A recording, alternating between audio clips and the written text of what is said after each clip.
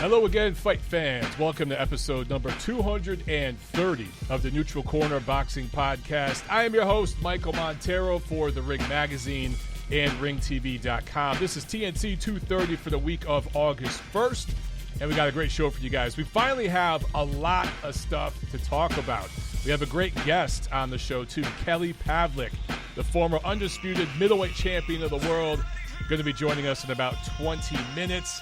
And then we can talk about Showtime's schedule that just came out. They released a schedule that starts this weekend and goes through the end of the year. DAZN is back. They had a card last weekend. And Mike Tyson versus Roy Jones Jr. No, you did not get in a DeLorean and travel in time. This is 2020. Yeah, that's kind of crazy that fight's happening, right? So, all right, guys, as always, I ask you for the fee. I don't charge a monetary fee for this show, but what I ask you to do is spread the word about the show. Make sure that you are subscribed to the Ring Digital's YouTube channel. Make sure that you click the notification bell so you know as soon as I go live, and make sure that you are subscribed everywhere on all the audio podcast platforms. Spread the word about the show, man. Tweet about it, post about it, get it out there in your boxing blogs, your boxing chat rooms, all that good stuff. That is the fee that I charge and what I ask for you guys. If you get something out of the show, make sure you do that. Leave a rating, a review, and not just once. I ask that you do that every week. That is what helps the show grow. TNC has grown because of word of mouth, literally because of you guys. So that is what helps, and that is what gets the word out. And I can't thank you guys enough. And Florian Seagrease with the super chat right off the bat, right off the jump. Bam, that's like a first-round knockdown. Thank you so much, Florian. I appreciate it, my man. He says, bro, I wish you all the best for your new endeavors with Ring. We'll re-listen to the show tomorrow morning in the car to work. Thank you so much, dog. I appreciate that, man. And it's good to have the show over on Ring. It makes too much sense. And so far, so good. Everything's run off without a hitch. And a reminder to you guys that I will be posting a recap of the show on ringtv.com, on Ring's website, every Monday night. So those of you who missed the live show, you can check out the recap right there. And that recap will have timestamps so you know exactly where to click. All right? And then, of course, the audio podcast is out there on all the different platforms. You guys know where to find that. Just search for The Neutral Corner, Montero on Boxing. Okay, let's get into the news and notes before the champ, Kelly Pavlik, joins us in a few minutes here. Sad news, another boxing death. Another person who undoubtedly changed the lives of hundreds of young people during his time in boxing. Willie Savannah, a trainer out of Houston, who is one of these guys that kind of flew under the radar because he worked mostly with amateurs, but he worked with a lot of guys that ended up becoming pros and really, really good pros. And there's a lot of fighters that either are from that area around Houston, I guess you'd call that southeast Texas, or made a pit stop there during their careers and trained and met him, working in that gym or around that gym in that community. So Willie Savannah is one of those guys that there's many of them in the sport that I really call like the unsung heroes, if I could get that word out, unsung heroes of the sport, just contributors in ways that you just never really hear about. And again, you cannot put a figure on this, a number, but how many lives did this man change? How many lives did he help improve? How many lives did he save? You can't put a number on that. And then just last week, Nazim Richardson, same thing. Now, Nazim had a lot more fanfare because, he was tied to Bernard Hopkins and some other popular fighters. But Willie Savannah kind of flew under the radar. But I saw several boxers tweeting about him. I saw Regis Prograis tweet about him and several fighters from that area. I think the Charlos tweeted about him there. And look, man, Houston, Dallas, San Antonio, that whole area right there, I've been telling you guys for years, those of you who followed my show, that is becoming a real hotbed of boxing action. And I'm telling you, within the next 10 years or so, that area is going to usurp New York, California, Southern California. And if you expand Los Angeles, to that greater southwest area to include Las Vegas, that area of the country is still going to remain the boxing hotbed. That is the best gyms, the big fights, of course, are in Vegas, but the best gym scenes in Los Angeles. But I think number 2 at some point is going to be Texas. I mean, if you look at the amateurs, the USA Boxing amateur rankings, and you look at where most of these kids are from, you see California and Texas over and over and over. And Willie Savannah was a big part of making Texas boxing what it is today and what it's going to become in the future, because I think it's just going to get better. So rest in peace to him. Thoughts with his family. And, man, the boxing community mourns another loss. Another great guy. All right, let's talk about upcoming fights. Mike Tyson versus Roy Jones Jr. Now, all right, I did a video on my channel, Montero on Boxing, Friday, talk about this a little bit. That ended up being a really fun video. We had a few callers call in, and I just got everybody in like on a conference call, and we just talked, and it was a lot of fun. But let me just stick to the facts here. September 12th, this fight will take place in Carson, California, just south of Los Angeles. And apparently it's going to be streamed on an app called Triller. And the reports are, none of this has been confirmed because these reports, these dollar amounts get exaggerated. But it's being reported that they paid $50 million for the right to stream this event. Now, again, who knows? Maybe it's only half that. But even if it is half of that, holy shit. Guys, I understand why some of you, your gut reaction when you saw this news was to cringe and be concerned. I understand that. Trust me. No reason to be concerned. This is an exhibition match. It's not even. They're not even going to have a winner. They're not even going to have judges. Now, there's been talk about headgear, no headgear. There will be no headgear. There will be a ref. I think it's Ray Corona is the leading candidate. But no judges. And no score will be kept. So let me tell you what's going to happen here. There's going to be an 8-round sparring session. And the last couple rounds of this are going to be a little rough to look at because both these guys are going to be winded. And that's no disrespect to them. I said this in my video Friday. Both Mike Tyson and Roy Jones, they're not just all-time greats in boxing. They're all-time greats in sport, period. Not just American sport. Sport. That's it. They're 2 of the greats of sport. And if they want to do this, good for them. If you want to support this, good for them. I think that now the question is, this is a pay-per-view. How much is it going to cost? If they charge $14.95, $19.95, I think it's going to do very, very well. But if they think they could charge $80 for this shit, or even $40, $50, and think that they're going to sell a lot of these, I don't know, man, especially on an app like Triller. This isn't Showtime. This isn't HBO.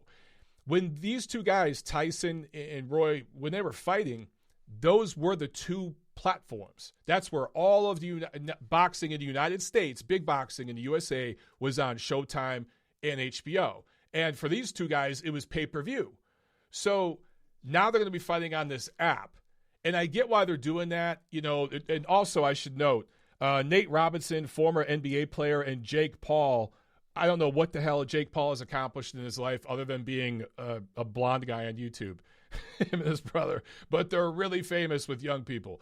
So I get why they're on the card, because they're trying to get young people to buy the card, right? So a bunch of the teeny boppers, they're going to maybe buy it to see Jake Paul fight. And NBA fans, I don't know if this Nate Robinson guy was any good or not, but they're going to buy it to see him fight. So, like, I understand the marketing behind it. And let's give Tyson credit. The marketing push was terrific. He got a lot of people talking.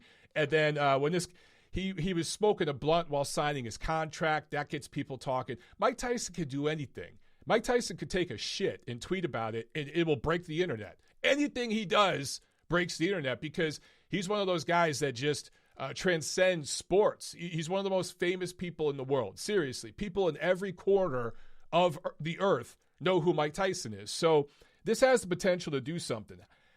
Some people are outraged by it and they think it's horrible for boxing. Some people have a massive hard on and they're jerking off to it. They think it's great for boxing. Me personally, I don't really give a shit either way. Will I watch it? I guess if I got nothing going on, yeah, sure, I'll check it out. But I don't think this is going to destroy boxing. I don't think this is going to save boxing. I kind of look at this the way I looked at Mayweather-McGregor, except this won't make as much money. But it's just kind of one of those events. Or remember last year we had Logan Paul versus KSI, and some people hated that, some people loved it, and I kind of looked at it like, it's just another one-off freak show. These things are as old as boxing itself, guys. So this isn't something you should be outraged about. Neither guy is going to get hurt. There's going to be no knockout. I talked about this Friday. The only hard punches will be body shots. Both of these dudes know how to carry somebody. They're going to telegraph their big punches. Roy's going to cock that right shoulder back before he shoots it so Mike can catch it, and vice versa. When Mike shoots a hook, he's going to dip that shoulder down and let Roy know it's coming. They're going to telegraph everything. They're going to shoot everything wide, make it look like they're throwing hard shots when they're really not. But to the layperson, to the casual, they're going to buy into this shit. And I guess Triller is going to do this multi-episode documentary, quote-unquote, preview show to hype this thing up. And, maybe it'll work because Tyson will say something crazy, Roy will say something crazy, and they'll hype this thing up.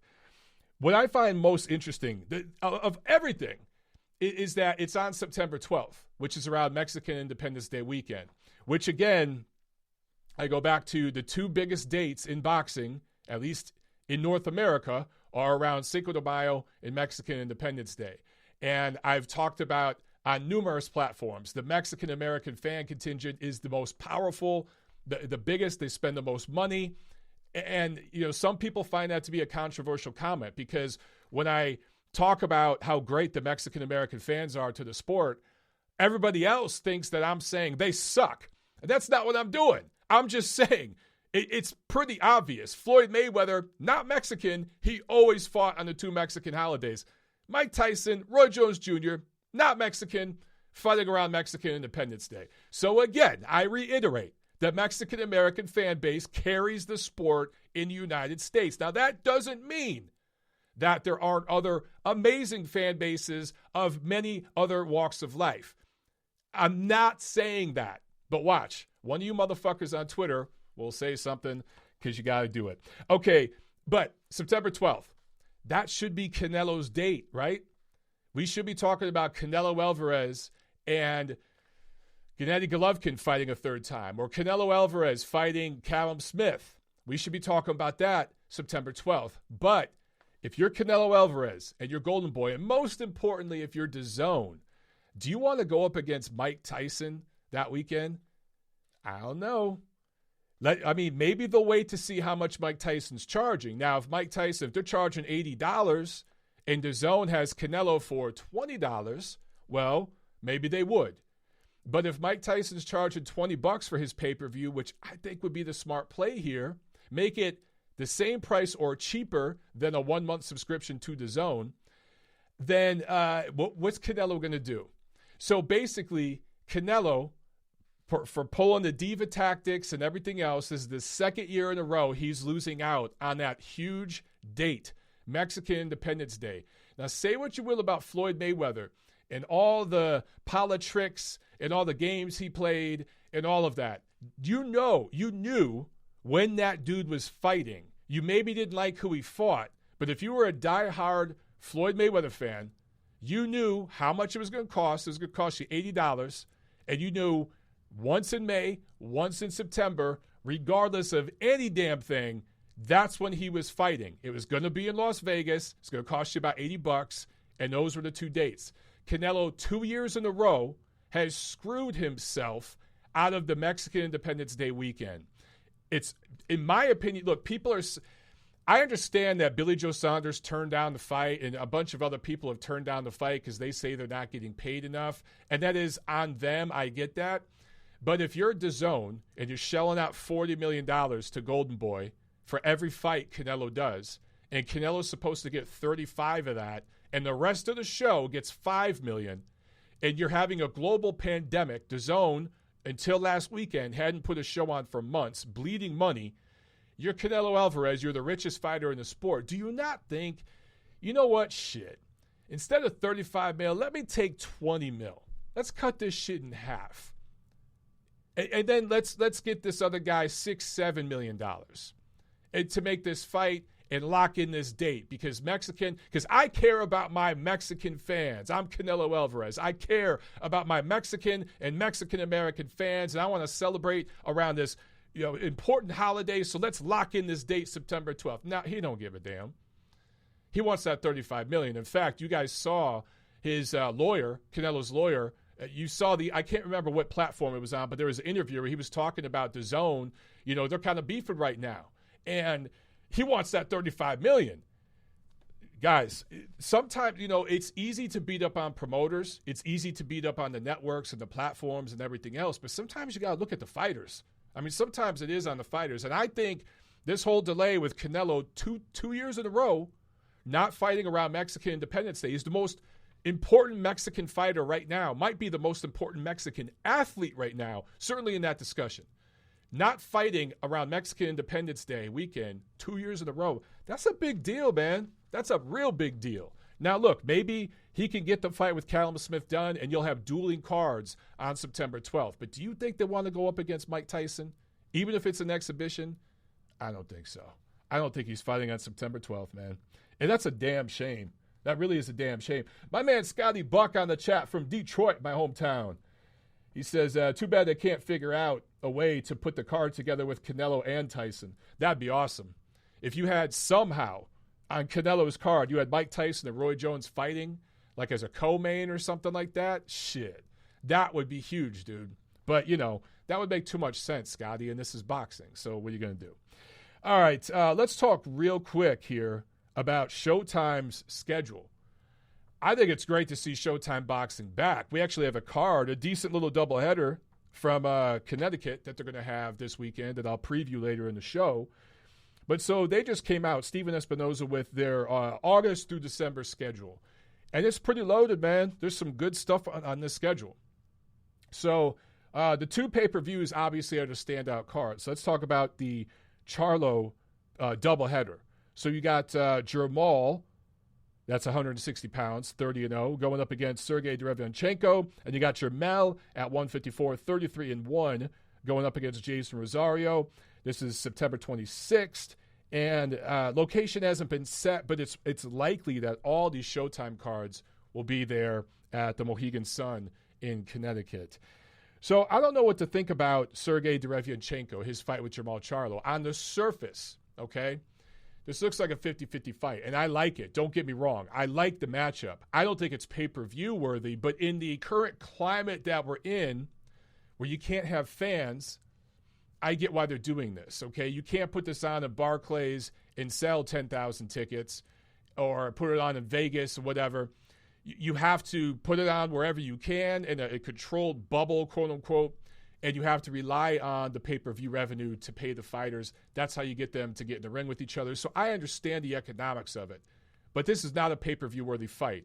It's a damn good Showtime Championship boxing level fight, not a pay-per-view fight, but this is 2020.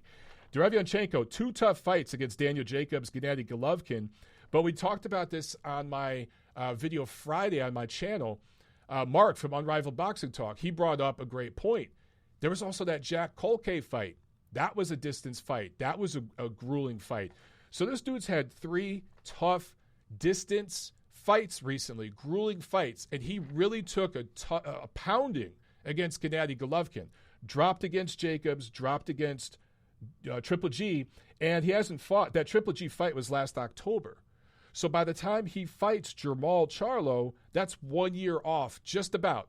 It's 51 weeks out of the ring. Now, that might benefit him. He might heal up. It might not. I like the style matchup because Derevyanchenko likes to come in, get in your chest, pressure. I like that. Can he be successful doing that with all the ring rust against Charlo? I don't know. Jermell fighting Jason Rosario. So here's the thing. Like, again, on the surface, that looks like a great matchup. It really does, and I like it, and it's a unification. The winner of that fight will be the Ring Magazine champion at junior middleweight. We're sanctioning that for our junior middleweight championship belt. So I like the fight, okay? However, there's some X factors with Rosario. Who's his best opponent? For Jermell, he fought Trout, he fought Harrison. Those were good quality match. Now, he lost one to Harrison, obviously, but he has good experience, certainly more than Rosario. Rosario had that big win over J-Rock in January. That was this year, TKO 5. But the rest of his resume, he just hasn't fought anybody else on that level. So was that just the perfect night where he put it all together and he caught J-Rock on an off night? Or was that him stepping up to the level of opposition he was facing and showing his true colors, who he really is? We will find out in this fight against Jermell Charlo. So I like this matchup. One thing, too, I should mention, Rosario was TKO'd in 2017. So he could be TKO'd again. He's been stopped before. He could be stopped again.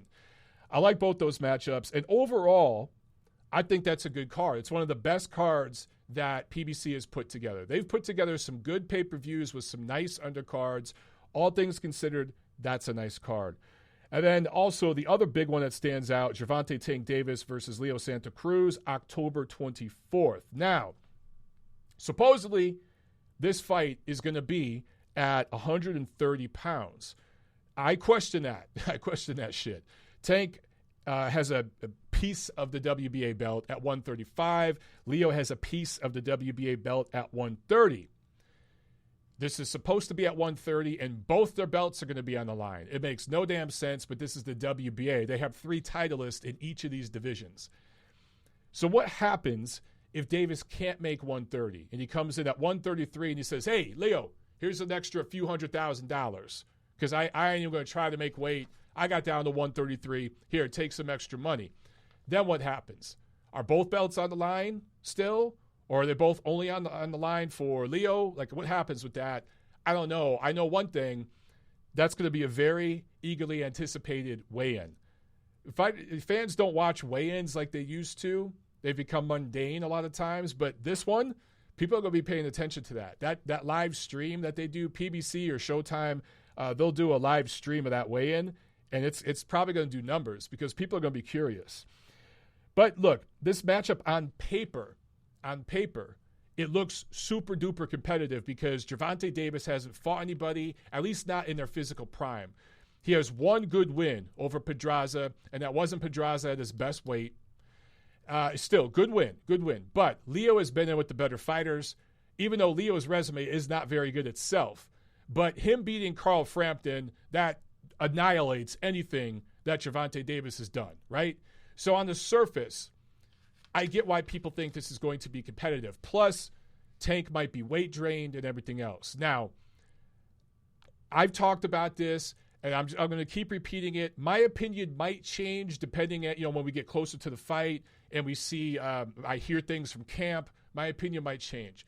But the way I look at this fight is very similar to the way I looked at Errol Spence, Mikey Garcia, okay? In retrospect, looking at that fight.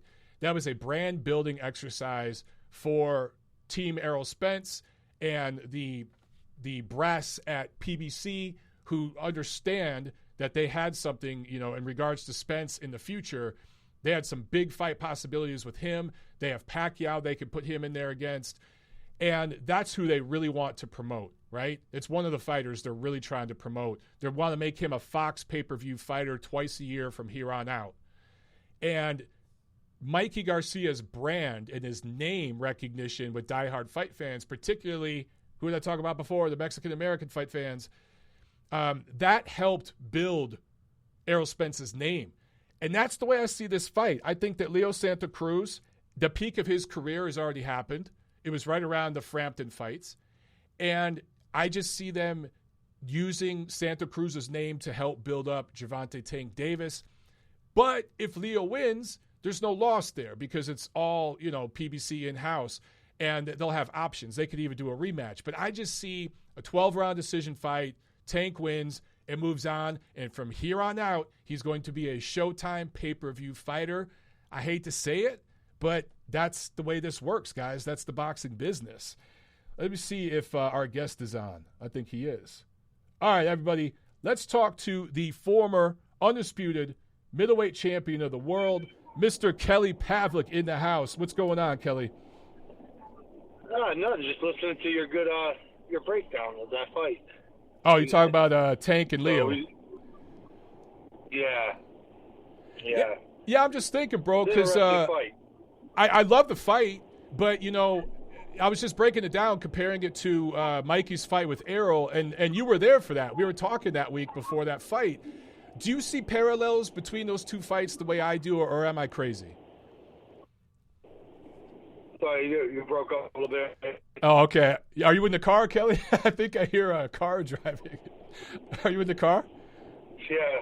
Oh, okay. It's all good. I was just saying. Hold on 1 second. Okay, you there? Yeah, I'm here, man. Okay, I'm sorry about that. It's all good, brother. Now, what I was saying is, I saw you there when Mikey fought Errol, and we talked that week. We did an interview. I remember that, and I'm seeing parallels between that fight and the Tank Davis Leo Santa Cruz fight. Am I crazy, or are those fights similar in a lot of ways? I don't know on that one. I just talked about that. It's a tough call because if Tank comes in, looking like he did his last fight and, right. Against Gamboa, or comes in overweight, not shape. Leo's tall, he's big, he's rangy, and he throws a lot of punches around. That's one of the fights where if that gets into the 5th, 6th, 7th round, it could be a fight it could be in Leo's favor in that fight. Like I said, he's just tall and rangy. Overall, skill-wise, yeah, Gervonta, he's right there. It'd be interesting. I would kind of wait till the fight gets a little closer before I would make my final decision, but I think it could be a lot better fight than people would think. I hope you're right, man. I do think the X factor is the weight. If Tank, dude, you saw him when he was in Atlanta last year. I mean, I live in Atlanta now, and I was at that fight, and he struggled to make 135, which was crazy because it was his first fight at 135.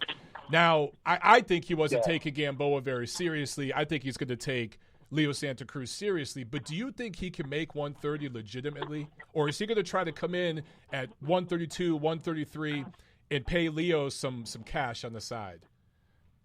If I had to bet on it, I would say you probably come in, pay Leo some on the side and come in a little over. Again, and that goes to show you, I mean, is it training? Is that a sign that, he wasn't training as hard as he's supposed to be? And again, on the fight itself alone, it's just a little different when you got a guy who's throwing 90 some punches to 100 punches at you around.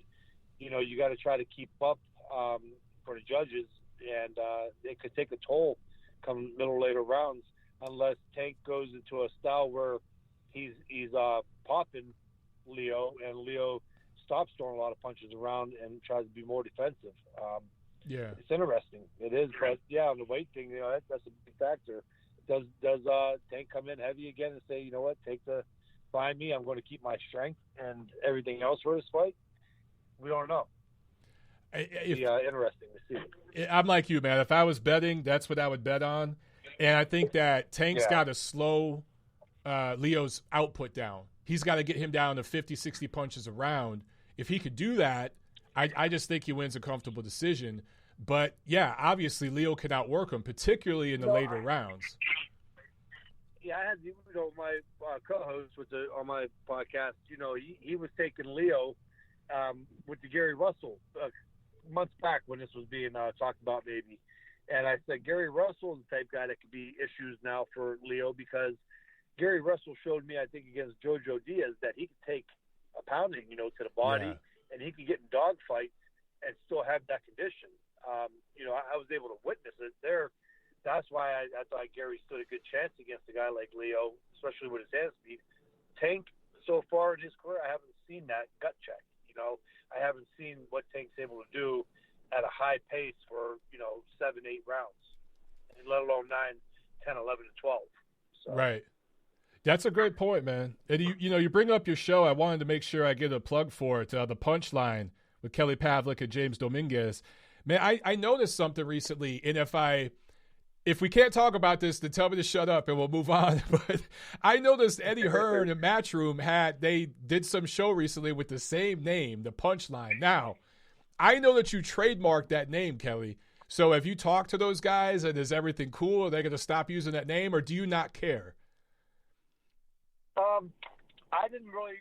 We kind of went out, and a couple of guys that contribute to the show, they prematurely put some stuff out about it. I kind of wanted to wait, just to see what was going on. the copyright that gets into a whole new field due to the fact that theirs were formed over in I believe the UK, England, or wherever it may have been. So I don't know how with the international how that all works either. Okay. My take on it is, I guess from what I heard that they didn't know, but it's just funny that when we did our podcast, we went through like who has the name of the punchline, and everything else, and we looked into that, and I would think somebody like Eddie Hearn, with his reputation and his name, celebrity status in the boxing world, that he would have looked into that. I guess the format is very close to what we do. They answer people's questions like we do. Right. So I'm not going to say that he went and copied it. It points to it that he was, and it's more of a compliment, if anything. But we'll look further into it. I wanted to sit down before I said anything on social media. I wanted to sit down and go over that with the attorneys and everything, how that would work. Right. Especially due to the fact that, we've been out there. We've been at fights with the punchline, and we've had our show now for 3 years. So that's what I was going to ask. You've had that show since 2017, right? Yeah. Okay. Yeah. And again, the show's fun. We have a blast with it, like covering the fights. It's not something I'm losing sleep over. Again, I look at it more as a compliment. Obviously, they've seen the show, they've seen the work, because you just don't take the name and the same format. Yeah, it looks suspicious, man. Like this. By the way, everyone listening, this is not Kelly saying this. This is Michael Montero saying this. I don't want to burn no bridges. Yeah. By no means. Yeah, it just. I'll say it. It looks suspicious. Okay, I'll just leave it at that. Okay, I wanted to ask you, and I know, full disclosure, you were represented by Top Rank for your whole career, your whole pro career, right? But what did you think, honest opinion about their bubble series? The first wave of it just ended. I think they're going to bring it back in late August. But, it seems like boxing fans are never satisfied. I understand that the matchmaking wasn't the best. I understand that the fights didn't feature a lot of stars, actually no stars at all, really. But given what we're dealing with, in this current climate, I'm just curious what kind of grade you'd give them. And did you check out any of those fights? What did you think about it? Yeah, I caught some, what I could. Yeah, it's a tough spot right now, just with everything going on for all sports. So I think they're doing what they can. Top Rank to me has always been a good promotional company, and what I like with Top Rank is they're conservative with their fighters. They're not in a hurry.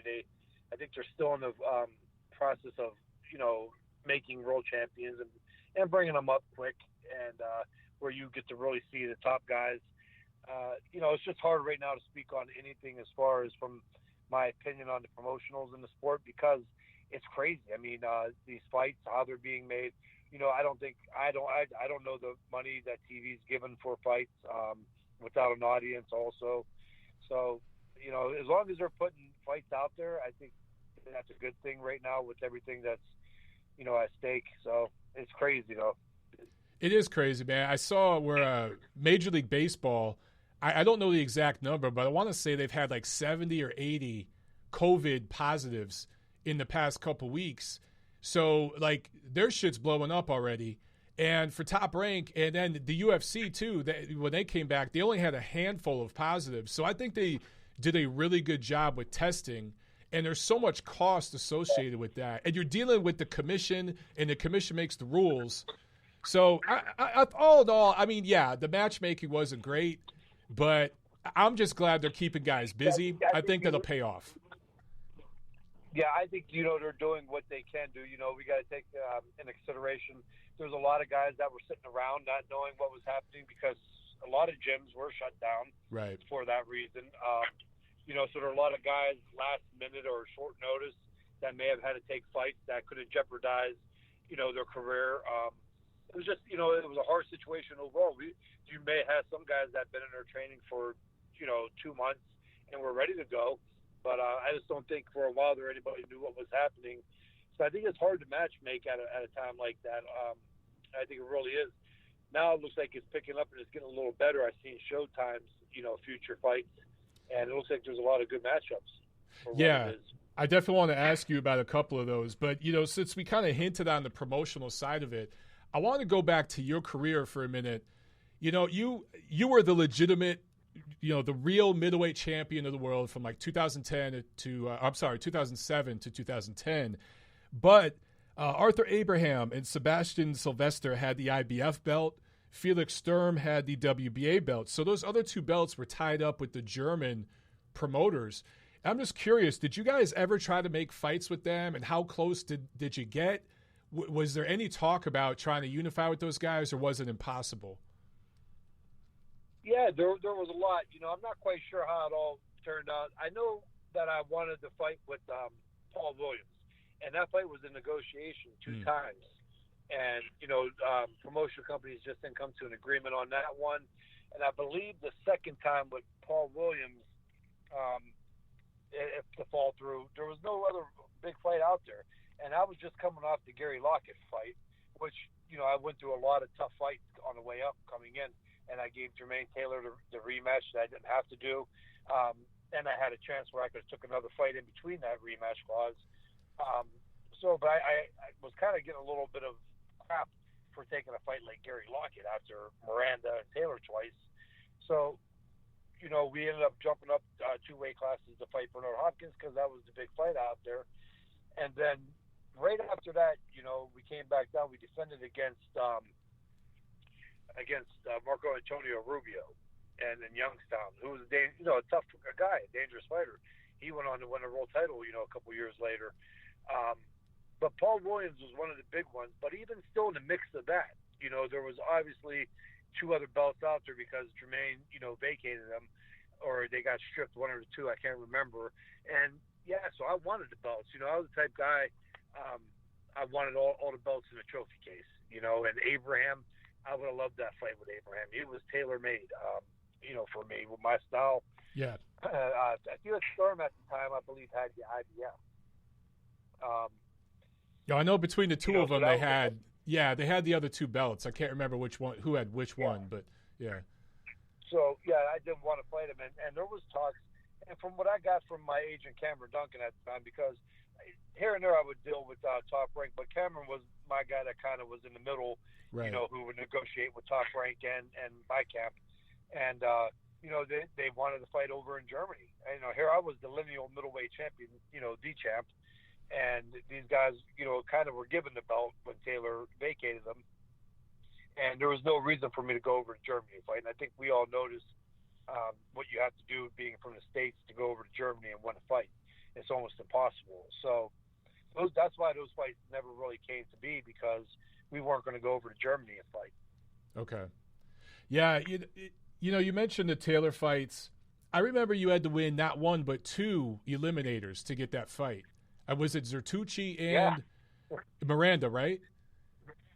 Yeah, absolutely. I'll never forget that, because after the Zertucci fight, Zertucci was a tough guy. I'll be, real. He was a slick, dangerous type fighter. I went in there though, and I beat him, and that was supposed to be the WBC eliminator. Right. And then after that fight, I'm sitting there waiting for the phone call that I'm getting ready to fight Taylor, and they hit me with, "You got to go fight Edison Miranda," who at that time was a monster. You know what I mean? He was right. One of the most feared fighters in boxing, and that kind of sucked that I had to go fight him. I never heard of that before, man. Yeah, like two eliminators.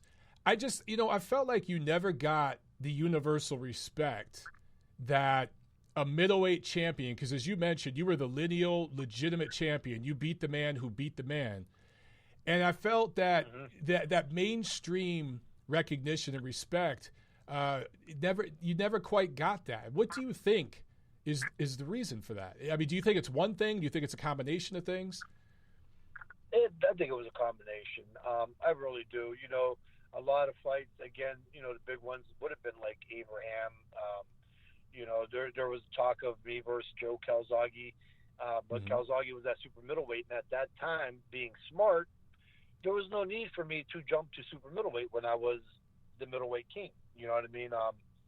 It would have been cool to go up and win another belt in another weight class, but at that time, that was my money zone. That was my weight class. I was the king of that weight class, and there was still fights to be made. And I just think through negotiations, I don't think Abraham wanted to take the fight with me here in the States. And I'm not wrong. People say, well, a world champ would have went and fought. No, I was the world champ, and I worked my ass off for that. Guys like Abraham and Stern should have came over here to fight me. I won the titles by beating the man who beat the man, which gets into another great question that I don't fully know. Taylor was the undisputed middleweight champion, and how I look at it, how I always thought and was taught, undisputed middleweight champion. The only way that you really lose that title is if you lose a fight. If you lose the championship. Taylor never lost to lose the undisputed middleweight champion. He vacated the belts. Right. So should I have down the line maybe been undisputed middleweight champ? I don't know.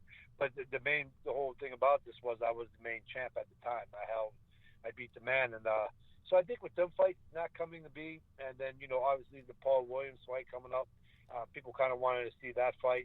I think that would have been a very interesting fight. People would have action packed. He threw 100 punches around. I threw the high to mid-90s. It would have been an action packed fight. That would have been a good fight. Yeah, well, those falling out, and then it made a difference. Let me just throw a word out here. Race. If you don't want to go there, we won't go there. Okay. Because it's 2020 and you can't talk about anything like that anymore, I guess. But did that play a factor? Because look, there are some fans out there that still believe in this thing called the Great White Hope, the Great White Hype, all this, that, the other. And, according to them, you should have been the most famous athlete in America once you beat Jermaine Taylor. And you should have been getting, billion-dollar purses. But here you are, the legitimate, lineal middleweight champion of the world, and you still weren't getting that mainstream credit across the board. Do you think that played a factor, or do you think it didn't play a factor at all? I truly don't know. I would hate to say that it did, and then I could be wrong. That's something where nobody, even 13 years ago, nobody really came out and said that. Actually, but I will tell you one. I think Cameron Duncan can vouch for this one. When it took us 7 years to get the title shot, and I was coming up. Now, mind you, I was signed by one of the biggest promotional companies in the sport, and I was tearing through people. I mean, I was at like 12-0, 12 knockouts, 14-0, 14 knockouts, and I wasn't getting on, big-time TV or big networks. I was fighting on Univision, Telemundo, sometimes here and there an ESPN fight, and we'll never forget. I forget who it was at the time with HBO at the head. It was asked. The question was asked, why am I not on? And what did the guy say? The head from HBO, I want to say it was like Greenberg or something like that. He goes, because we don't invest in white fighters from the Midwest. I remember that interview. Yeah, that was said. That was true. That's pretty telling. And I think though, I think after beating guys, going in there, not only beating guys like Zartucci and Miranda, but beating them the way that I did. They had no choice at that point to, put me on HBO. But yeah, it was a long road. It took 7 years. A lot of people with my career are like, it was a short career, but it wasn't.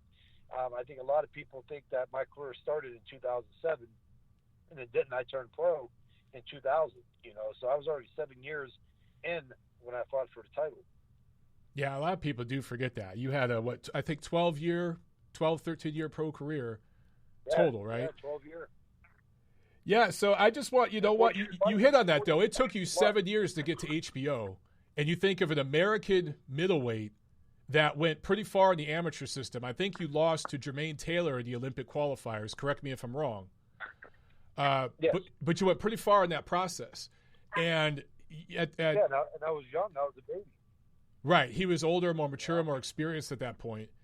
And it's hard to believe that it took you 7 years. And then you see other guys like Shakur Stevenson and it's a different world now. I think there's, the promoters are trying to get talent as soon as they can now on TV. But a lot of these guys coming out of the Olympics now, they're on TV immediately. You know what I mean? Yeah. And Top Rank still takes their, some guys come up, TFMO is moving pretty quick. But for the most part, Top Rank, out of most of the other promoters, still take their time, though, with their guys. And I think it's actually a good strategy because not everybody's Lomachenko. You know what I mean? You can't just go in and fight for a world title, your second pro fight, or, your seventh pro fight. It's a process getting these guys ready for the fights. I completely agree. I don't know if you saw Vergil Ortiz fight this Saturday, but it was amazing to me to see criticism, people on Twitter saying, oh, he's fighting Sammy Vargas. Number one, Sammy Vargas is a good quality professional prize fighter with a lot of experience. But number two, Ortiz is only 22 years old. And people want him to fight for, title belts already. I think there's nothing wrong with developing a prospect. Did you see Vergil Ortiz fight? I'm curious what you think about him. Yeah, and I'm not being biased. I'm friends with his father and him. I'm not being biased at all when I say this, but Vergil Ortiz is as real as it gets. I mean, he put a showing on. If you'd have went there and it was a slot fest and a struggle, then maybe he's not ready yet. He's destroying guys, and he's doing it through good competition, and he's still inexperienced. I mean, he's only 16-0. The way he's going in there and dismantling these guys, and he keeps his composure. He stays behind his punches, his form. Everything is great on him. He's fast. So not only does he hit hard, but he's got great hand speed, great skills. The kid's the real deal. And, I mean, my God, let's be honest, though. Nobody wants to give Canelo credit. Canelo has jumped up and fought a guy 2 weight classes higher in Kovalev, who's a dangerous guy. And Canelo don't struggle with him. He goes in and beats the guy up and knocks him out. He fights one guy at super middleweight, Fielding or whatever his name was, and he gets beat up for that. It's like they can't win. You had guys in the past. I'm talking about even in the early 80s and late 70s, some of the top champions that everybody respects that fought guys that were 2 and 3 after winning a world title. Can you imagine if Canelo or Crawford or some of these guys went in and fought a guy 0 and 2 after winning a world title, what they would get? Like, give them a break. I understand. I think the big part with the guys today is social media, and there's just too much of a too much of an area, ground to stand on for these fans and everybody to feel relevant, I guess. The fanagers. They knock these new guys. Yeah, they have a platform to talk about these new fighters, and they don't give them the credit. And these guys are good and are fighting worthy opponents. Vergil Ortiz, in my opinion, that he's the real deal. Him, Shakur Stevenson, Haney, these guys are legit and they're great fighters. Give them their respect. Yeah, I think the future's bright. I mean, those three guys you mentioned, Ryan Garcia, as much of a diva as he is, there's a future there. Boots Ennis, Jerron Boots Ennis, I think he's the goods. There's some really good young fighters in this sport, so we're in a healthy place. Daniel Dubois at heavyweight, I'm really high on him. I just think that I hope they all fight. They eventually fight the fights they need to. For Dubois, he's fighting Joe Joyce, later, maybe next year now, or maybe later this year. But I like that matchup. I just, all the young guys like in and around lightweight, they all got to fight each other, man. Teofimo Lopez, Ryan Garcia, Devin Haney, Vergil Ortiz is bigger than them, but all these guys got to fight each other, man. I just hope eventually we get those fights, but we'll find out. I don't think right now. I think it's a little too early for these. Right. Let's build them up. Right. Yeah. But I think sooner than later. I do agree with that. Some of these fights are going to have to start forming. I really hope. I don't know. I think something that the Teofimo and Loma fight is signed, or they're going to fight. I think that's pretty big. I think Teofimo earned his spot now for that fight. But it's interesting. I mean, there's a lot of fights from 135 up to super middleweight. Look at that weight. You have Bivol that came down now, who's a monster. That came down from 175. Benavidez. Just so many guys at that weight class that Canelo's still in the mix of that. He could bounce around from middleweight to light heavyweight. Yeah, Canelo might be the best super middleweight on the planet right now. He might be. You know what I'm saying? I wouldn't. Me personally, I want to see him go down to middleweight. I think that beating Kovalev was a huge feat. But I honestly, Canelo's a tremendous fighter. But I don't think, when you get in with guys like Benavidez and Bivol, that's a little dangerous there.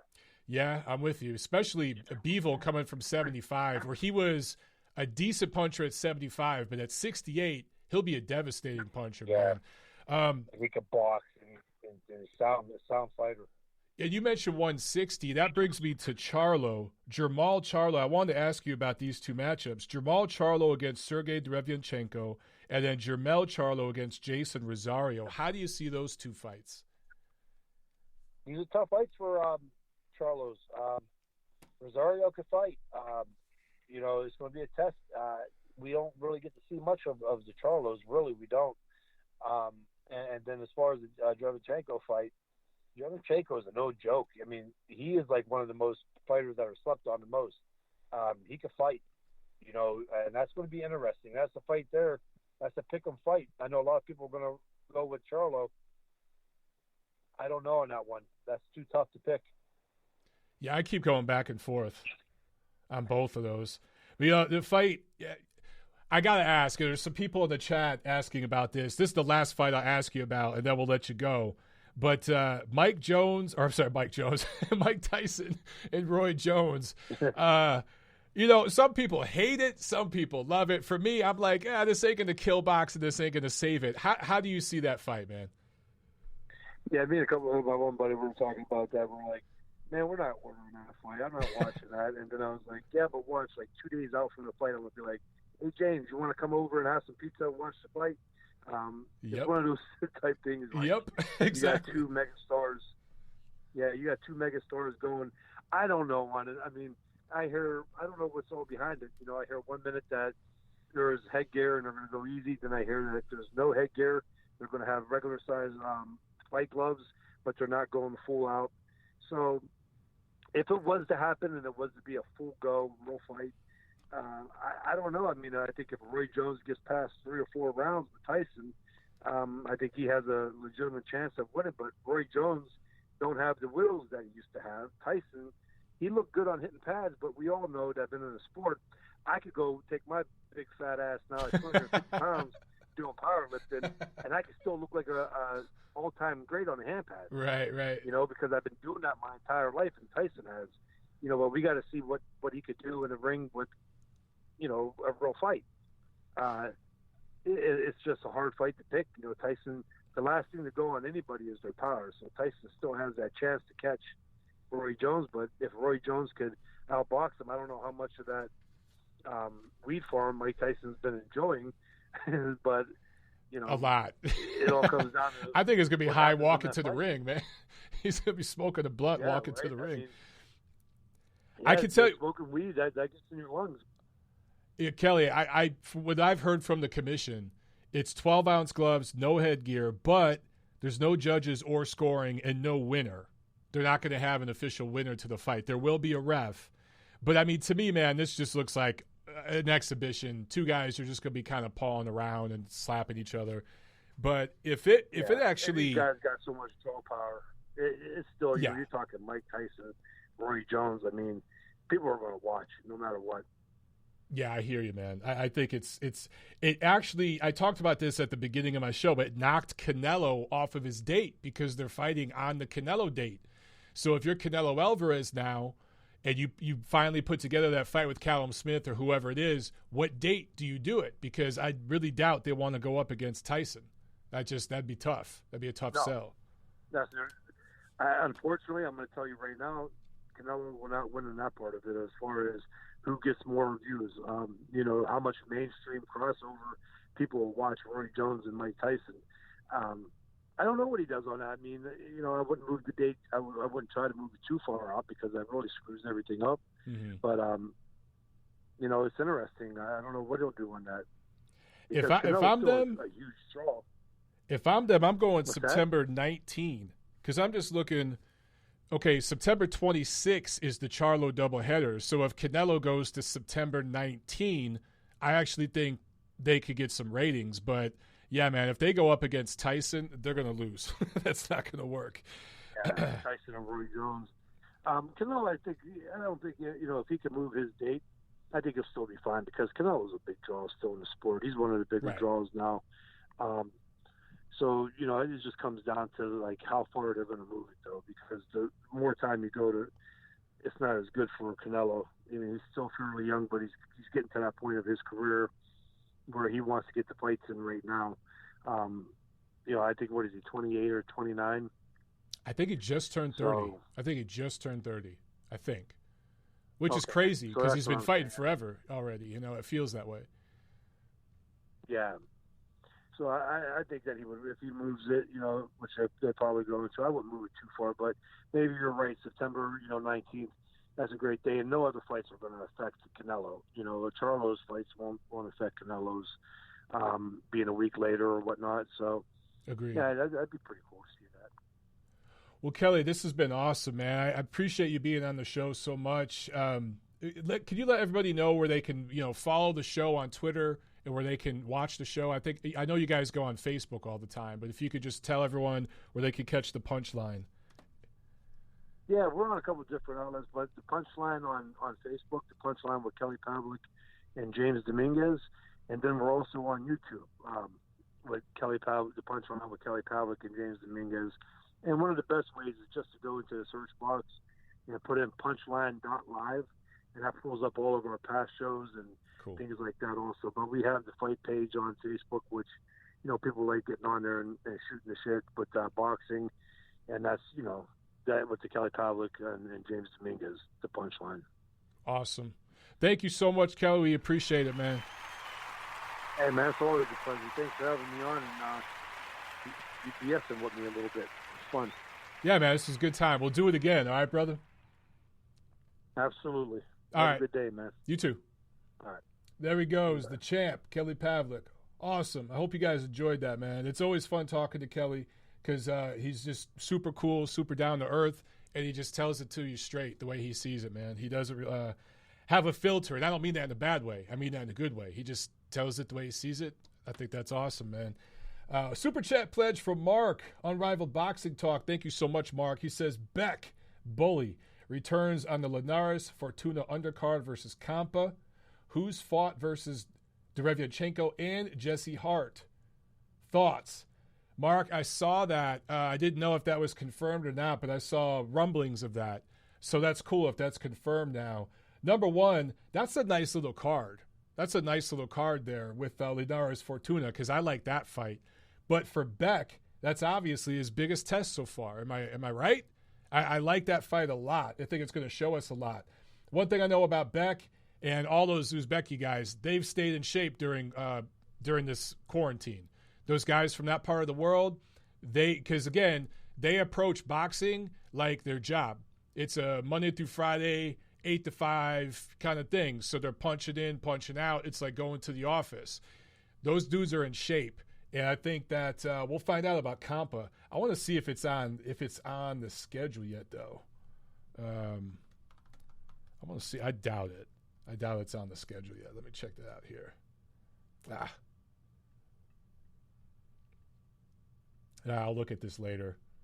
But I wonder if it's on the schedule. Either way, we'll talk more about that as it gets closer. But, dude, I like that card a lot.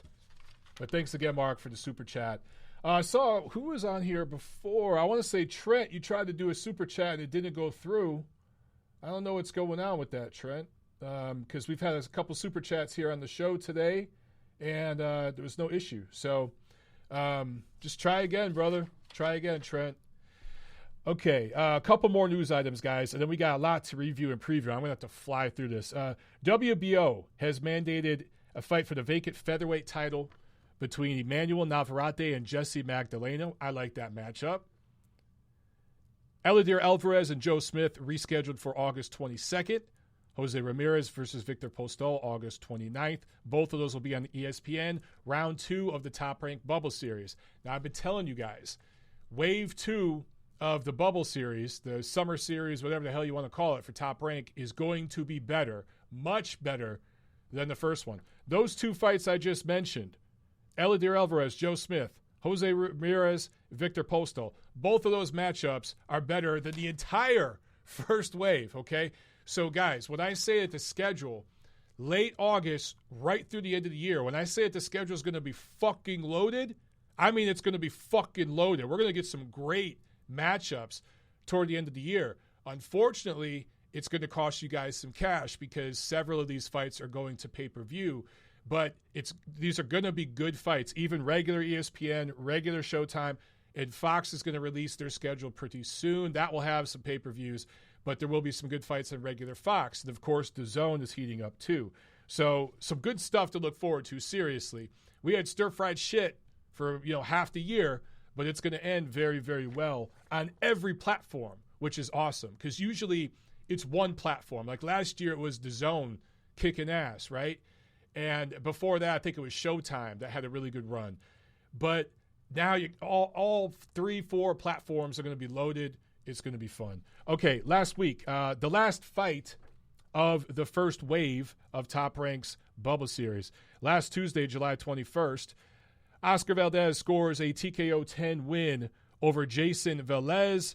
For Valdez, it was only his second fight at 130. Velez has been there since 2016. I talked about that a little bit. Velez has been in with bigger guys, bigger punches, but Valdez is like a little pit bull, and he just keeps on coming, man. And he eventually dropped him in the 5th, twice in the 10th, stopped Valdez at the very end of the fight. It was a 10-round fight. And so solid fight, good, entertaining scrap. Velez was penalized 1 point in the 9th. Really, it was a non-factor, though, because Valdez won virtually every round. But it's so interesting to me that Valdez could dominate a fight, win every round, drop a guy 3 times, and stop him for the first time in his career, and still get really heavily criticized for that fight. To me, there were people on the ESPN broadcast, Tim Bradley and those guys were going in on him and saying, oh, you should do this, you should do that. People on Twitter were going in on him. All the podcasts this week are going in on Oscar Valdez. I'm watching the fight, and I'm like, guys, this is just the level that he fights at. He's not at that super-duper elite level. And I'm not saying that to disrespect him. There's nothing wrong with that. He's going to win a belt at 130 because at some point he'll get a piece of a WBO title at 130, maybe even 135 pounds because of his association with Top Rank. Remember, the WBO stands for War Bob's Organization. If you fight for Top Rank, you're going to win a WBO belt, or at least fight for one at some point. So I think Valdez is going to win titles again at some point in his career. He's just not going to be able to get with the Reynosos, and 3 fights in now with the Reynosos, totally change his style and look great doing it. He's not on that level. He's not a Bud Crawford. He's not a Vasily Lomachenko. He's not a Manny Pacquiao. He's not that level of fighter, okay? So I don't know why the guy deserves all this criticism. It was a damn good performance. I think he needs to go back a little bit to what got him there, which is being a little more aggressive, but also, in this fight, he showed his flaws, but he's always had those flaws. He's always going to have them. Appreciate Oscar Valdez for who he is and what he is as a fighter, and understand what he is not and who he is not as a fighter. And then you'll be good, and you'll be entertained by his fights. I mean, the guy's never been in a shitty fight that I can think of. So anytime he fights, now, supposedly he's going to fight Miguel Berchelt maybe by the end of the year. I love that fight. There's a lot of people out there saying Berchelt is going to steamroll Valdez. Guess what? You're wrong. You're wrong. That is a very competitive fight. Styles make fights. Berchelt is a good fighter, but I don't put him at that elite level either. He's bigger than Valdez. He's fought the better opposition overall, but he's not a special fighter. He's not a Lomachenko. He's not one of these prospects I talked about earlier with Kelly Pavlik. One of these guys like Haney and Teofimo moving up. Those guys are going to be special fighters one day. I think that Valdez and Berchelt is going to be a competitive fight. If I'm wrong, then I'm wrong. It won't be the first time. But I don't think that, Prime Fighting Championships on the chat says Berchelt has been knocked out too. Yeah, I think people are overrating Berchelt and underestimating Valdez a little bit. Top Rank knows what they're doing, ladies and gentlemen. And yes, should Berchelt be favored? Yes, he should. Again, bigger guy, more experienced, blah, blah, blah, blah, blah. But I think that's a competitive fight, I'm telling you right now, that's a 60-40 kind of matchup. It ain't no 80-20 or 90-10 like some of you on Twitter are making it out to be, all right? Oh, Trent got through with the super chat. Thank you so much, Trent. I appreciate that. He says, Derevianchenko should have targeted Andrade. Bet PBC paid him big money, though, for Charlo. Yeah, I agree. I think, but you know what, dude? Honestly, Trent, I think Derevianchenko and their people see vulnerability in Charlo. Remember, Charlo didn't look very good against Matvey Korobov. And Matvey Korobov is a good quality, experienced prize fighter, but he had been very inactive. I want to say he only had like 2 fights in 3 years or something before that fight with Jermall Charlo. I get my A and E mixed up here. Jermall Charlo. And he is susceptible to guys that pressure him and get in his face and can time him. Charlo is going to be faster than Derevianchenko, more explosive, more athletic. His feet move better. But Sergey has that tenacity. He's battle-tested, and he's got skills. On skills, in a skill set comparison, they're different skills, but you could make an argument Derevianchenko has overall a more advanced skill set at the proven professional prize fighting level. So I think that Sergey's people see something in Charlo that is worth it for them to go this route. They're going to get more money against Charlo. It's a bigger scalp. If you beat Charlo, that looks better than beating Andrade. And you got to also remember, Andrade fights over on DAZN. There's that too. Okay. Delita Haral says, Charlo sucks. That's it. That's your opinion. But, hey, you're entitled to that opinion. All right, let's get back to this review here. Isaac Dogboe, TKO 8 win over Chris Avalos. This was an 8-round featherweight fight. Some people did not like that this was only 8 rounds. They wanted 10 rounds, 12 rounds. I like that this fight was 8 rounds. I wish we had more 8-round fights like this for experienced guys. Yes, Dogboe once held titles. Chris Avalos has been, I believe, a title challenger in the past. So you think of those guys, and at that point, from that point on, you think, oh, they got to fight 10, 12 rounders the rest of their career, depending on the situation. I don't think so, man. If a guy like Isaac Dogboe, who had, a rough couple fights, right? Couple rough losses, if he wants to come back and fight in a 6-rounder or 8-rounder, I'm good with that. I wish more veteran fighters would do that. And for Isaac Dogboe to fight Chris Avalos, who is a good, experienced guy, I like this matchup. And I like that it was only 8 rounds. I really do wish we had more of that in boxing. Okay, so let's talk about some of the things about boxing that pissed me off here. Super middleweight prospect Edgar the Chosen One Berlanga improved to 14-0, 23-year-old New Yorker. All 14 of his wins have come with first-round knockouts. And ESPN is slobbing their knob all over this guy, right? They're just slobbing it. They're cradling the balls. They're just working that shit because 14 wins, all in the first round, all by knockout. It looks awesome. It's so great to market that to the casual fan. I understand. However, is there really that much of a difference between this guy's level of opposition and Senicia Estrada and who she fought Friday night on DAZN and knocked out in 6 seconds? Now, I'm not trying to disrespect Berlanga's opposition, okay? They're obviously levels above who Estrada fought, but in the male boxing world, I think it's legit when you what I just said, when you look at these 14 opponents and you look at the records, guys, I don't give a shit that Berlanga knocked out 14 guys in the first round. It looks cool on a tagline. It's easy to tweet something like that. It looks good on social. It looks good on Instagram. It makes for a great soundbite. Is it developing the prospect? Do we know anything about this kid in regards to his boxing ability, making adjustments, getting in there with a guy who could bang, a guy who can move, a guy who can switch his stance, a guy who goes to the body, a taller guy, a shorter guy? We don't know. We have no freaking idea. We have no idea, right? So that's the kind of thing I'm talking about here. To me, this is part of the issue with boxing. You see this every few years. A guy comes out and his first 10, 15 fights are all first-round knockouts or whatever. That gets people really, really excited. I'll tell you who I was more impressed by on this card.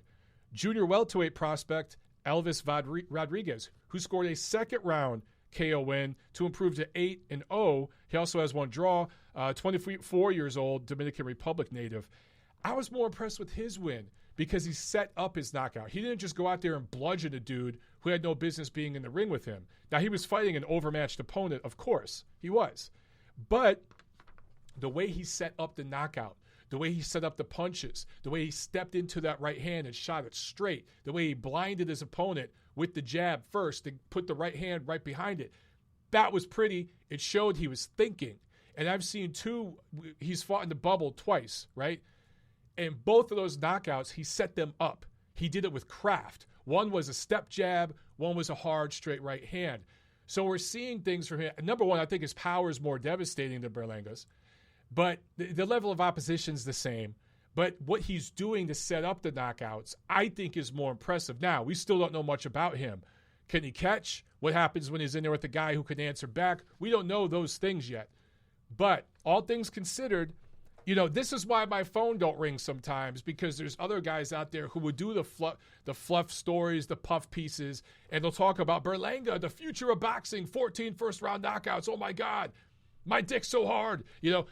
I'm not going to be that guy. I'm just going to give you my opinion. It's nothing against Berlanga. He might be a future world champion. The power does look legit. He's got that thudding power. He punches through the target. Looks good.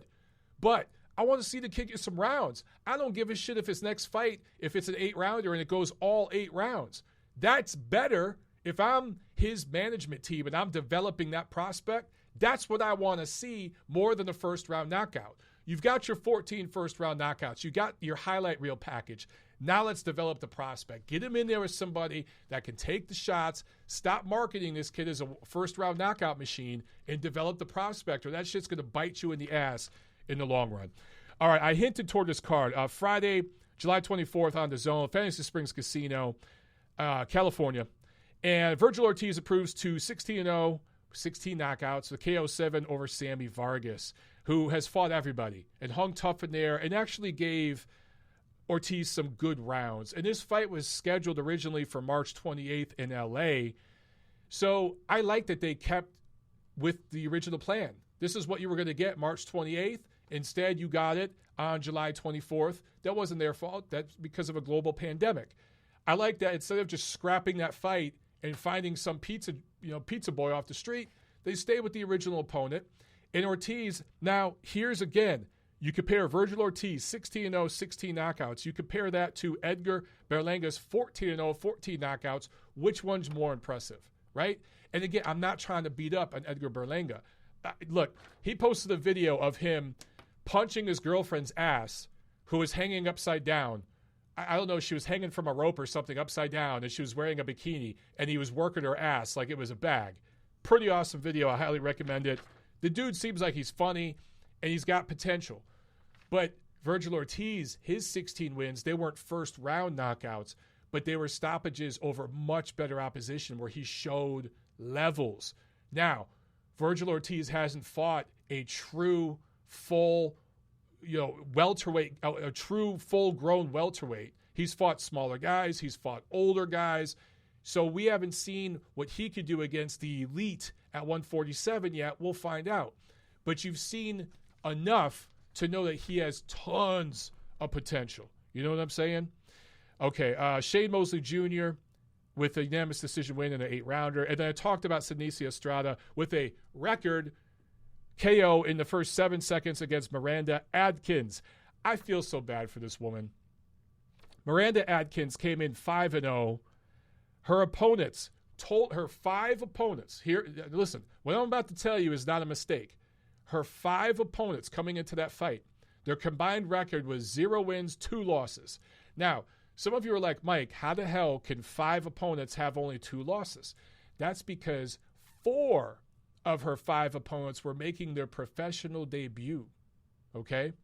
So that is her experience. Yes, 5-0. It looks shiny and bright and crispy, and it looks great.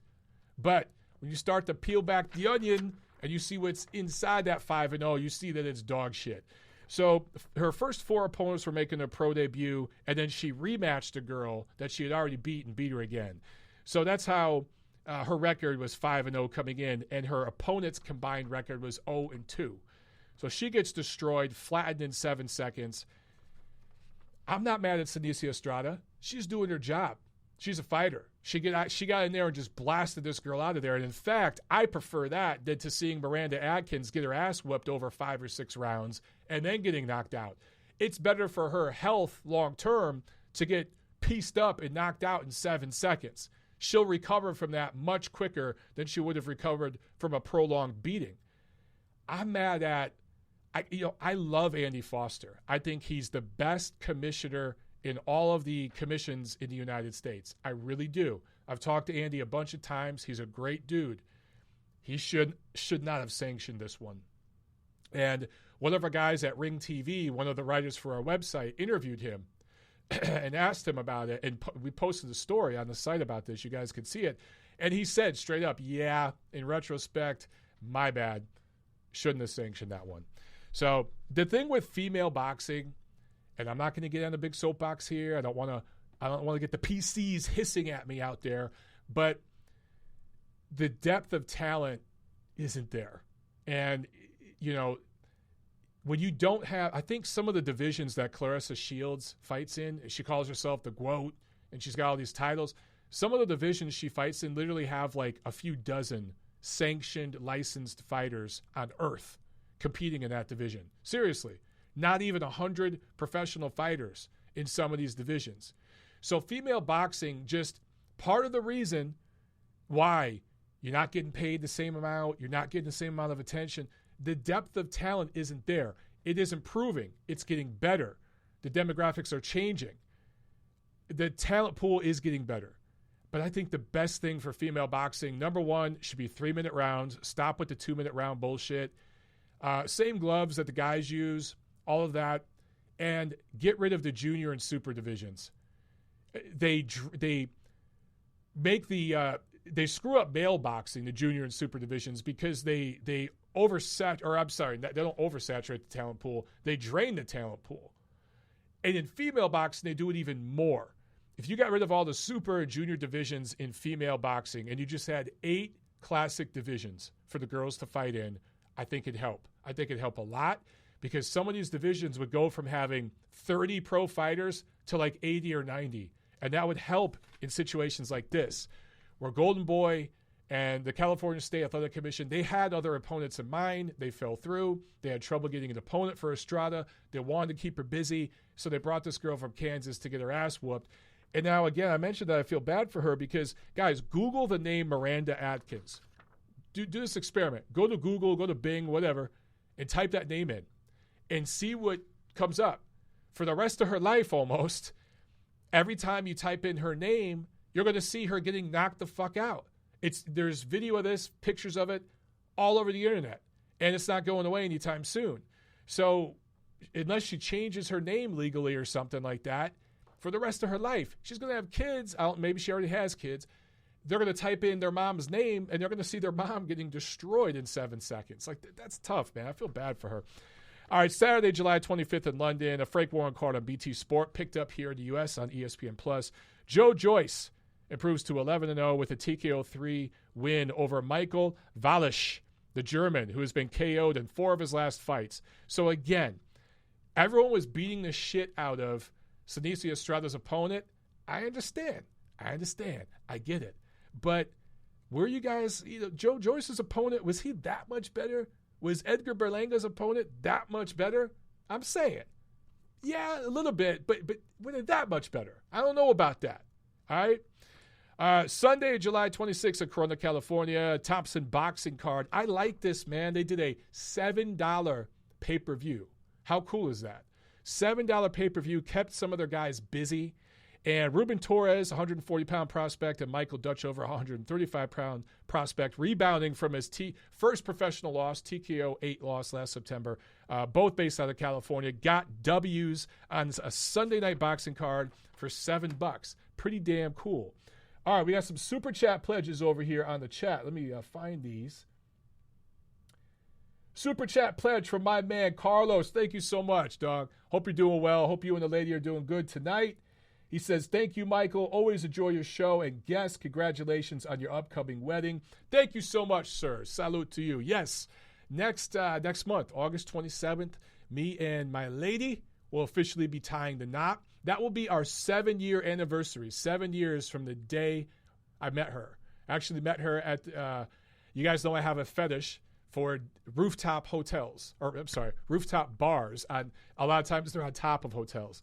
And there was one in downtown LA, roof of a hotel down there, bar called The Perch. And that's where I met Tiffany almost 7 years ago. And so August 27th will be 7 years to the day that I met her, and we're getting married, having some family come down. We're not doing anything big, just going to the court, signing some papers. A couple family members are going to come down, and we're going to just hang out for the weekend. And one day, a few years from now, when we actually have some money, we're going to do an official celebration, a real wedding and all that. But for now, we're just going to make it official, and she could take that Montero name. Crazy, crazy, crazy, crazy. I'm finally going to be an honest man. Well, half honest. Super chat from Trent. Thank you so much, Trent. He says, Nikita Habibi looking shaky in a rough win against the guy with a bad record, Calzada. Will he be a threat at 154, 160? He beat Troy Isley, who beat Israel Madrimov. That is very true. However, I haven't seen anything yet from Habibi that got me super excited, okay? I think that there's potential there. I don't want to be overly hard on the prospect. I mean, I'm going to get accused of being a Edgar Berlanga hater after my little rant there about his record. But with Nikita Habibi, and look, you could play that game with the amateurs. This guy beat this guy who beat that guy. I get it.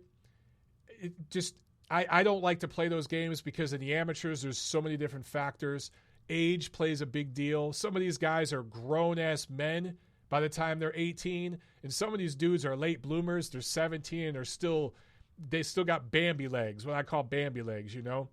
So it's hard to say sometimes with amateur wins. And they call it triangle theories. I don't play those games. I just haven't seen anything yet that makes me think that he is a future world champion at 54-60. I'd like to be proven wrong, you know. It's fun to be proven wrong with stuff like that. It really is. And it wouldn't be the first time I've been proven wrong, but I just don't see it. But we don't know, man. Maybe he's going to step up, and it's like with Jason Rosario, who I talked about earlier in the show. You know, he didn't look that great. He looked good. He looked solid, but he didn't look great. And then against J-Rock, all of a sudden, he grew up in front of our eyes and looked amazing. And that was his first real camp for that fight. I want to say he did like a 12-week camp or something for the J-Rock fight. And suddenly it looks like a different fighter. And you're like, holy shit, this dude's legit. Now, maybe with Nikita Habibi, we'll be having that same conversation in a couple years. But at this point, there's several other prospects I'm much more excited about. All right, thank you so much for the super chats, guys. Okay, quick preview. And then, man, we've been going here for almost an hour and a half. Good show today. Hopefully you guys aren't sick of me yapping. Actually, we got a phone call here. Let me jump over. I think this is Mark. I believe this is Mark. Let's see. 353, you're on the show. Go. Hi. What's up? Not much. I wanted to ask you your thoughts on Jaime Arboleda versus Chris Colbert. Not a lot of people are talking about it. Lil B-Hop versus Arboleda. Arboleda just got off of a tentative victory over, Jason Velez, who lost to Valdez recently. I think that's a big step up. Chris Colbert? You talking about Chris Colbert? He's playing Jaime Arboleda. You call him Chris Colbert, so I don't know. Is that how you say it? I've always heard of Chris Colbert. That's how I say it. It's a French name. Well, yeah, it does look French, but he's from Brooklyn. So when you said Colbert, I'm like, huh? What are you talking? Okay. So, but you're a much more distinguished and refined gentleman than myself, Mark. So perhaps you just. I'm a degenerate. You say you have a fetish for rooftops, so I've got a fetish for G-string and oil. Hey, there's nothing wrong with the G-string and oil. Shit, that's a whole different fetish, though. We might have to do a different show to talk about that. Hey, man, I like Chris Colbert, or Colbert, if you will. I like him. That win over Jezreel Corrales, and then it was a good win over Michael Beltran, too.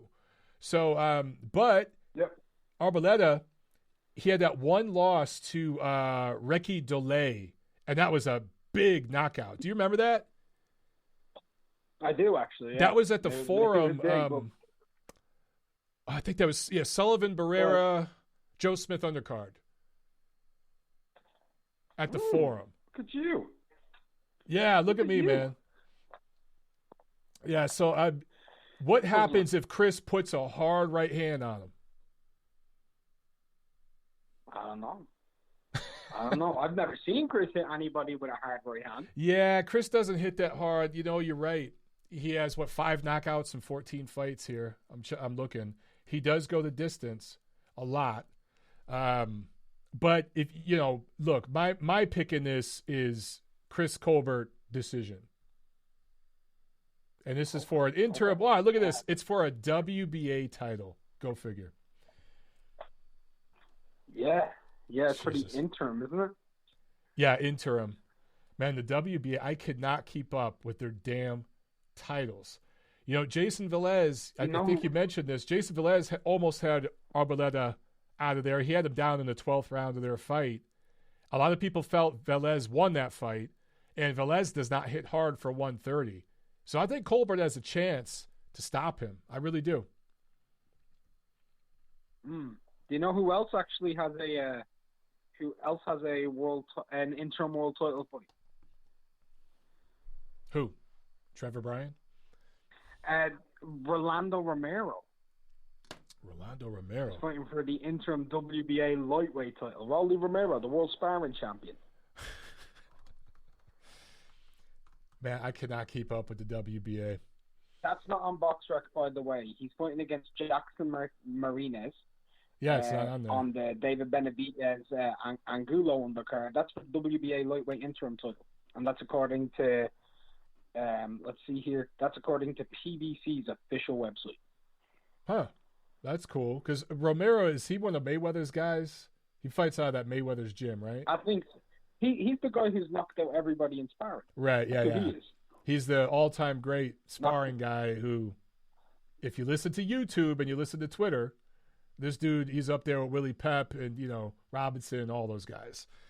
Well, we'll find out. He knocked out Willie Pep. Yeah, he would knock out Willie Pep with one punch. No. Yeah, but all in all, this whole schedule, right?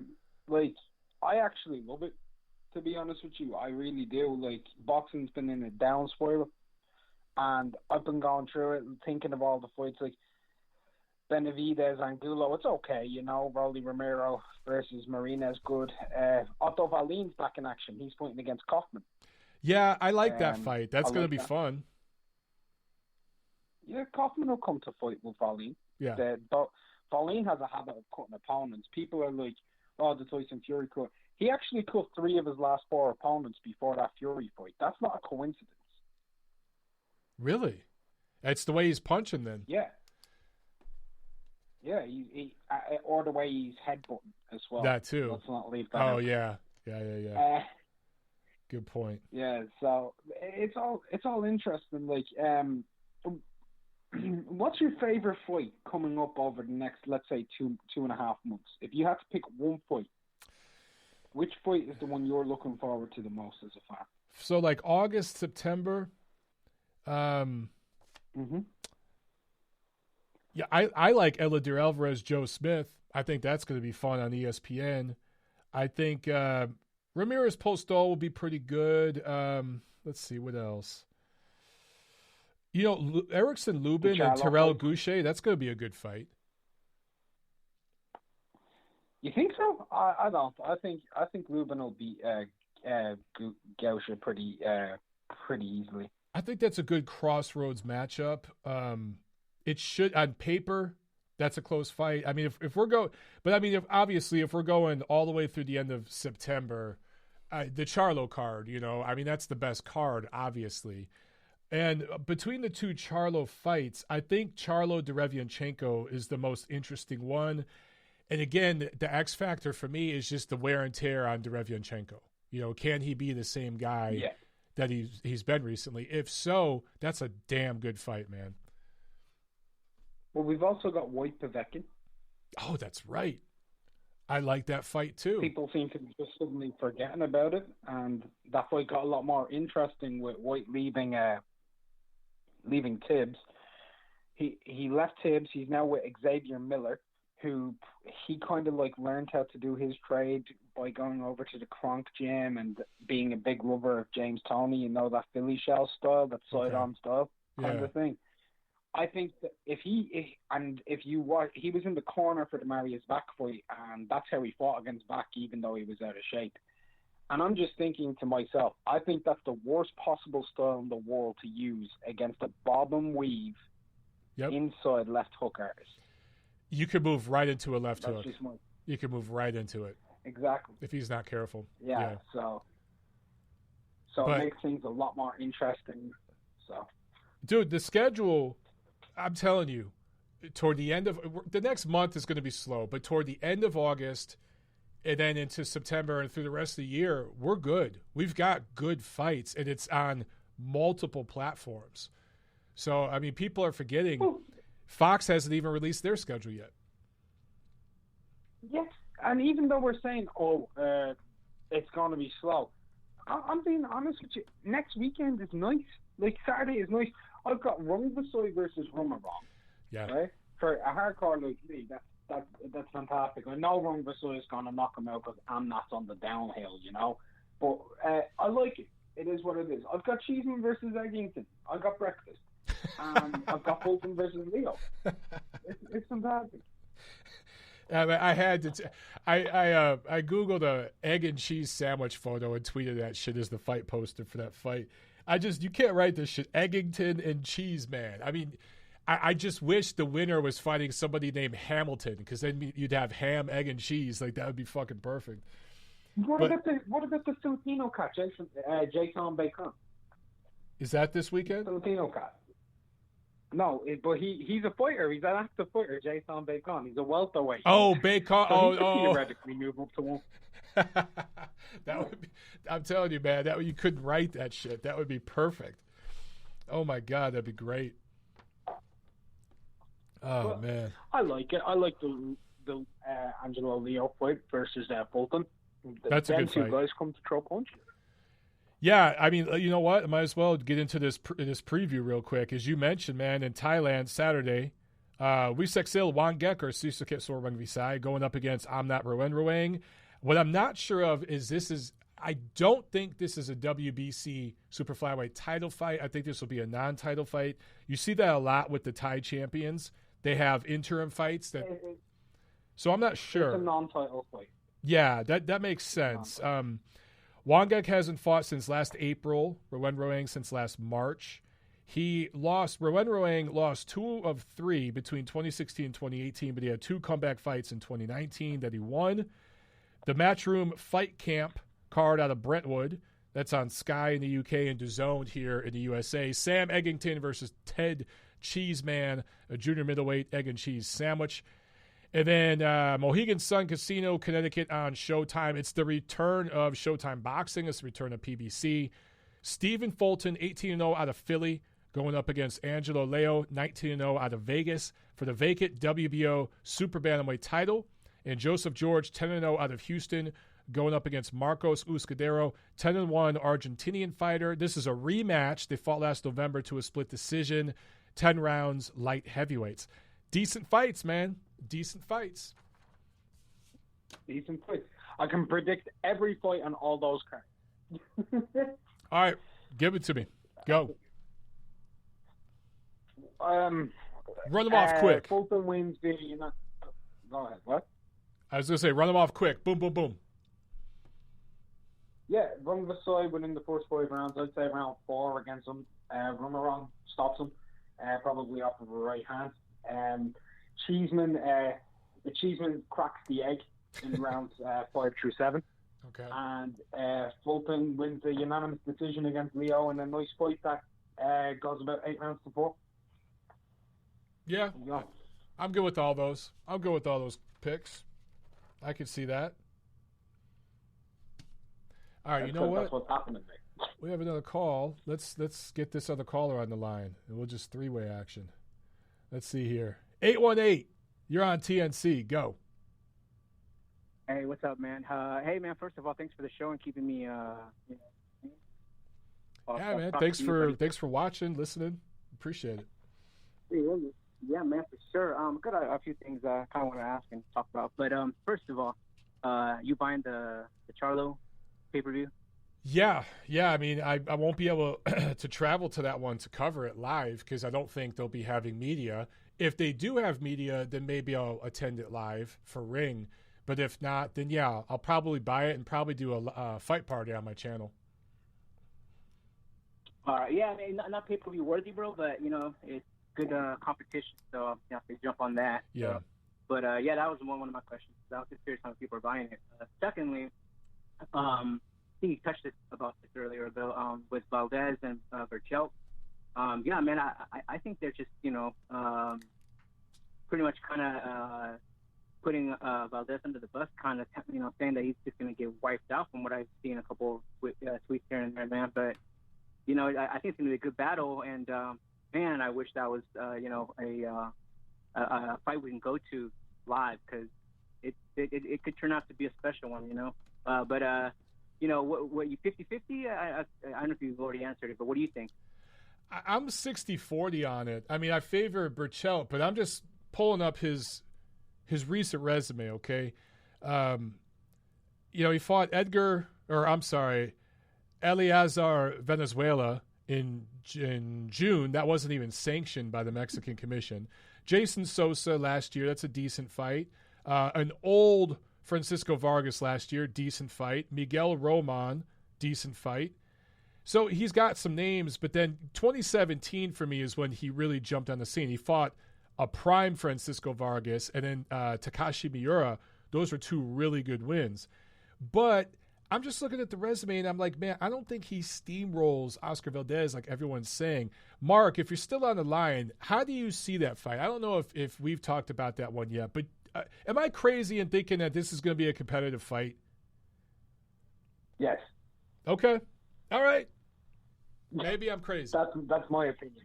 So you think Berchelt's going to just steamroll Valdez? I don't see where Oscar Valdez's competitiveness comes from in this point. What? Because he fought good and had a tough fight with Scott Quigg? Let me remind you, he had a tough fight with Scott Quigg, who was way past that in a super bantamweight at featherweight. He's moved up. He's looked slower. He hasn't been as aggressive. He hasn't been moving as well, and he was getting tagged up and hurt versus Adam Lopez, who couldn't even hurt Corey. So do you think he gets knocked out, or do you think he gets stopped on cuts or something like that? Because I could see Valdez cutting. I think he gets TKO'd, referee stoppage. I think he gets referee stopped after being dropped once or twice. And do you see that in the second half of the fight, or do you see it right away? Mid-rounds. Mid-rounds, so anywhere really? From 4 through 8. Damn. Yeah. And I don't rate Berchelt like other people. I just don't think Valdez is as good as other people think he is. Valdez has always been overrated. But, I'm sorry. You know what? We had hang on. The caller that was on dropped. 818, you're back on. I'm sorry, I didn't get your name, man. 818, you're back on. No, it's Ace. It's Ace, buddy. Oh, Ace. Okay. What's up, man? All right, can you hear me? Yeah. You got me? Yeah, we got you. Oh. All right. You're on, man. Go ahead. I understand I understand the points with Valdez, and I favor Berchelt too, but at the end of the day, I feel like the resumes themselves, Berchelt has had a couple better opponents, but overall Valdez has had very solid opponents, in my opinion, and he's got the heart and chin, and we all know Berchelt, the way he fights, and he sometimes does throw some wild punches that can, be timed and caught with, but at the end of the day, I root for both of them. There's going to be no loser in that fight, and I'm looking forward to that one, man. Hopefully it happens today or this year, I think it should happen by the end of the year, and my hope is, put that on somewhere like the Forum or StubHub Center, whatever the hell it's called now, somewhere in L.A. where that will do a great crowd, and it would be just energetic. You know, like right at the end of the year around December, it'd be awesome but who knows if we could still have crowds by then. We might not be allowed to have fans in attendance. So either way, if that fight gets made this year, I'm definitely watching, and that's going to be a hell of a fight. I still think it's going to be competitive. I do favor Berchelt. I favor Berchelt maybe by late stoppage, but I do think it's competitive. No, yeah, absolutely, man. Very competitive. I mean, like I said, I'm with you as well, you know. But you know, I can see Valdez getting knocked down a few times, getting up. Berchelt coming in for the kill with those wild punches, and bam, Valdez just times him, punches, bam, you know, down again, bro. But you know, anything's possible. Yeah. But anyways, the last thing I wanted to ask you, man, I don't know if it's getting personal, but like, I'm on Twitter, but not that much, just for my, you know, news that I really want to, you know, look up or whatever. But I saw something between you and this other guy. I mean, he's probably old, but like some guy that had beef with you or with each other. I think it's Marcos. What's up with that, bro? His name is Marcos? Curious. I don't know, but yeah, I don't know, some Twitter guy. There's people on Twitter that hate me, bro. There's a few people out there that just don't like me. I don't know. No, I know, but this is one particular name that I see also. He like works for one of the promotions, I think. I don't know who. I actually know who he is. I know who Marcos is. Marcos Villegas, Fight Hub, and he's an unofficial scorer for PBC at the moment. And Marcos. It's Mark Ortega. Mark Ortega. Oh, Marco. Oh, yeah. Look, that guy's nobody. He doesn't. He worked for. I'll just say this: that dude has some sort of weird obsession. He does not like me. And he thinks all these things about me that are really, really untrue, and he knows they're untrue, but he says them anyway. I think he's just really, really jealous. He knows things about me that he knows I'm a good dude. I'll put it to you that way. He's met me in person. He's met my fiance, but he's just not a good guy. He's been fired from multiple jobs. He's tried to sell press credentials at one point. He sold bootleg DVDs of guys in sparring that they didn't want out there. He's been fired not just from jobs in boxing, but other platforms outside of boxing because he made people uncomfortable. So he's kind of I don't want to beat up on the guy. I honestly feel a little bad about him because I don't know if there's mental illness or something going on, but there's something not quite right about the dude. So I don't want to sit here and beat up on him. But yeah, he's got some weird obsession about me, dude. And there's just a few people like that out there, and I can't spend my time being mad at that. My one thing is when these guys say that when they say things about me that are untrue, it pisses me off.